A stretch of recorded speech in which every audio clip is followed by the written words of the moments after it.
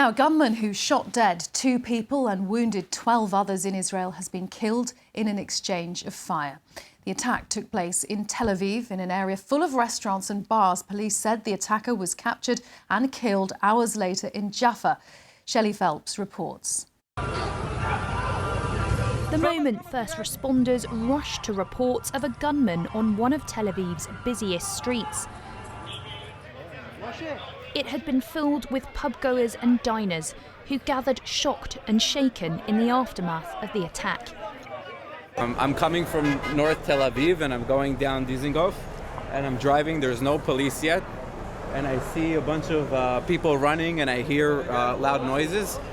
So I ran this way and I parked right here and now I'm here. And I was been hiding under the bar. I've seen many police looking very focused with guns. Families and friends were sitting having supper and drinks, and all of a sudden the terrorists came over and shot 10 innocent people. After an hours-long manhunt, the Israeli security forces said the suspected gunman had been killed during an exchange of fire. At a nearby hospital, the wounded are being treated. Regretfully, unfortunately, two were declared dead, but now we are still fighting in order to save lives. I was just walking, and then I felt a lot of blood. I saw blood. Then I turned right after a run, and a friend looked and saw there was a lot of blood. He laid me down. They called an ambulance. The neighbours helped me. This is the latest in the deadliest wave of attacks in Israel for several years. 2 previous attacks were carried out by Arab Israelis with links to the Islamic State group, and one by a Palestinian from the West Bank.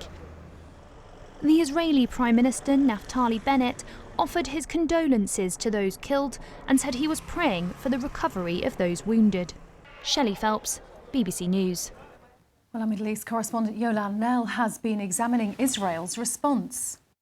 Well, the Israeli police brought in hundreds of officers to help with this manhunt. It went on for about 9 hours, and finally in Jaffa, just to the south of Tel Aviv, around dawn this morning, the man was found, we're told, crouching by a car very close to the mosque there. There was this exchange of fire with the police and the man was shot and killed.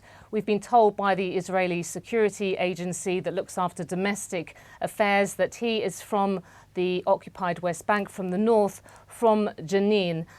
He had no permission to be in Israel, a man in his late 20s, and he had no previous convictions from Israel. He was not known to be a member of a particular militant organisation. So already we've seen in the West Bank from Jenin scenes of people, mourners, gathering around his family home. This is going to be extremely worrying, of course, for people, because the last attacker appears to be from a nearby area. That's somebody who carried out an attack in an ultra-Orthodox Jewish suburb just a week ago, killing 5 people there. It could be that this is a lone wolf attacker, and we know that historically they have been the people who are most difficult to stop.